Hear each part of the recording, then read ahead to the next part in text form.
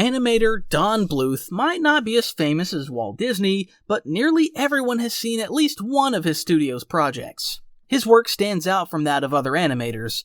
The career of this extraordinary man has been full of highs and lows, one of which hit so hard he never managed to recover. Today, let's talk about this legendary animator and take a closer look at the project that ended up being his last. Don Bluth's career started at Disney. The young animator quickly climbed the ranks, moving from a regular animator to assistant director on Disney's Pete's Dragon.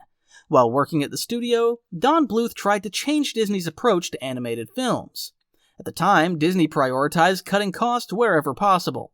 From film to film, the studio reused the same backgrounds, animations, and other previously developed assets. Throughout his years at Disney, Don Bluth opposed this strategy and even tried to create a full-length animated film with a group of other animators at Warner Brothers. He hoped this would show Disney how animated films should be made. Unfortunately, due to a lack of funding, the idea failed and the film was never released. However, working on that project inspired Don Bluth to finally leave Disney. In 1979, Don Bluth, Gary Goldman, John Pomeroy, and 9 other animators resigned and founded Don Bluth Productions. The studio's first animated film was The Secret of NIMH. Due to the overall decline of the animation industry, the film's distributor, also struggling, gave it no marketing support and released it in just 100 theaters. The $7 million project grossed only $14 million at the box office. Don Bluth Productions couldn't recover its costs and went bankrupt. A year later, Bluth and his partners founded a new company, the Bluth Group. But instead of making animated films, the Bluth Group focused on arcade games, which were booming at the time. Their first game, Dragon's Lair, was a huge hit and became a cult classic. The team began working on a sequel, but in 1985, the arcade business crashed, and the Bluth Group, having invested everything into that production, was left with no income. It filed for bankruptcy the same year. Don Bluth might have disappeared from Hollywood history after that, but Steven Spielberg and his company, Amblin Entertainment, stepped in. After The Secret of NIMH was released on home video, it quickly became a cult favorite and sold a record number of copies for an animated film at the time. Spielberg liked the film so much, he reached out to Bluth with an offer to collaborate. Bluth, Goldman, and Pomeroy, teaming up with Morris Sullivan, opened a new studio called Sullivan Bluth Studios. The studio's first project with Amblin was An American Tail. It became the first non-Disney animated film to be a worldwide hit. An American Tail crushed Disney's The Great Mouse Detective at the box office. The Mouse Detective only grossed $38 million, while Don Bluth's film made nearly $90 million. Bluth's collaboration with Spielberg continued with The Land Before Time. Once again, Bluth's film outperformed Disney at the box office, this time beating Oliver and Company. The film's theatrical and home video success was so massive that it spawned 13 sequels. However, Don Bluth later admitted he wasn't happy with the partnership. He said he had to fight for every idea and wasn't allowed to work on the projects he wanted. In 1988, Amblin pushed for a sequel to An American Tail, but Bluth said no. That ended his collaboration with Spielberg. In 1991, Amblin released the sequel on its own, but it underperformed at the box office. It's worth pointing out that Don Bluth's actions pushed Disney to rethink how they made animated films. The studio had believed animated features couldn't generate huge profits, so they kept slashing costs through the 1980s.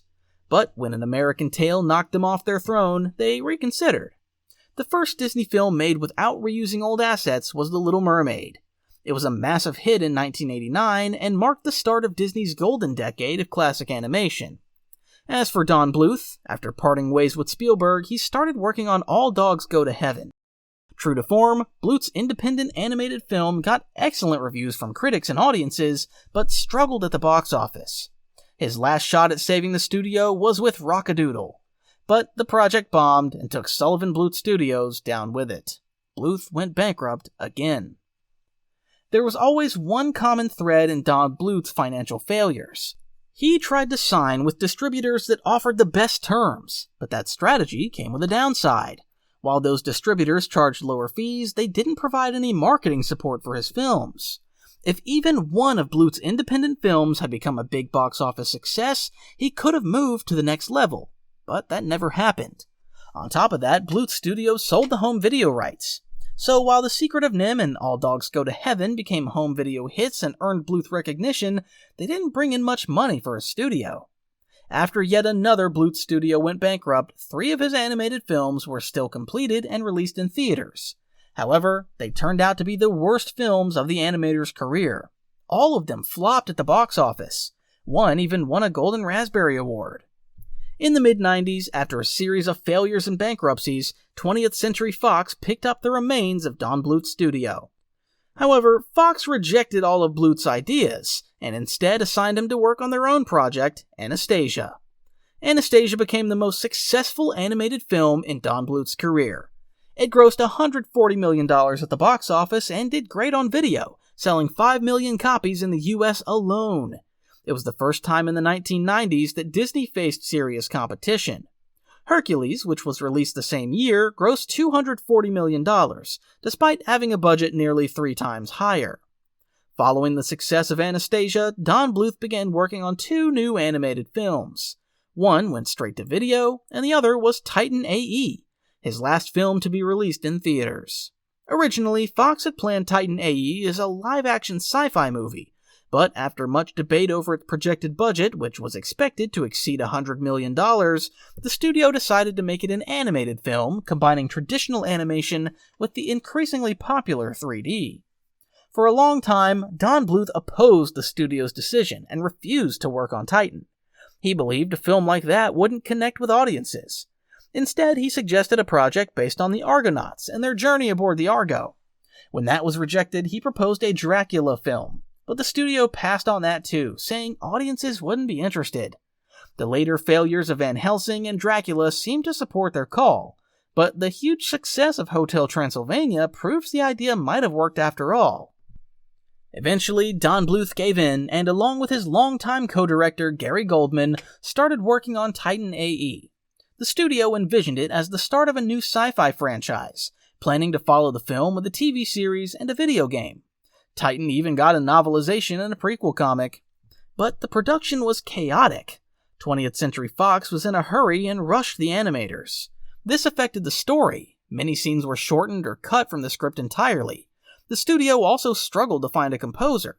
At first, Harry Gregson Williams, known for Ants, was set to score the film, but had to drop out due to other commitments. Hans Zimmer also turned down the project. Eventually, John Powell, who had worked on Ants and Face Off, agreed to compose the score. However, the rushed timeline left the studio dissatisfied. So, the music for Titan A.E. was ultimately written under tight deadlines by Grim Revel, known for From Dusk Till Dawn and Pitch Black.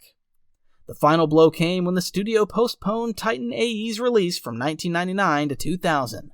This forced them to shut down their already launched marketing campaign.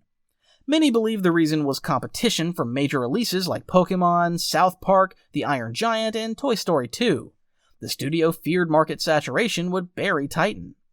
According to rumors, after the delay, Fox lost faith in Titan A.E. The marketing campaign was minimal. Studio execs didn't believe in the film's success, and the planned video game was canceled before the movie even hit theaters.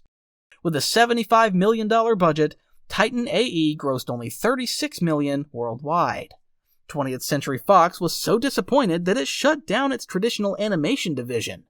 Don Bluth was fired, and the studio was dissolved. Blue Sky Studios quickly filled the gap and went on to produce all of Fox's future animated films. Of course, the studio's decision and weak audience interest weren't the only reasons Titan A.E. failed. By the late 1990s, traditional animation was clearly in crisis. The first warning sign was the flop of The Iron Giant in 1999. Bluth's film followed that same path. Soon after, Disney also hit a rough patch with a string of underperformers like The Emperor's New Groove, Atlantis the Lost Empire, Treasure Planet, and Home on the Range. The only titles that did reasonably well were Lilo and Stitch and Brother Bear. As a result, Disney chose to abandon traditional animation. In 2009, the studio tested the waters again with The Princess and the Frog, but its performance fell short compared to the explosive success of 3D animated films. This time, Don Bluth didn't launch a new studio. He stepped away from the industry. In 2015, he and Gary Goldman tried raising funds for a full-length Dragon's Lair animated film through Kickstarter, but the campaign failed. They later moved to another platform and managed to raise $700,000. But by today's standards, that's a tiny budget. That's likely why the project eventually turned into a partnership with Netflix, which scrapped the animated film and announced a live-action adaptation instead. Ryan Reynolds is expected to star, and Don Bluth will be involved only as a producer. The animator is now 87 years old. Thanks for watching. Subscribe and stay tuned.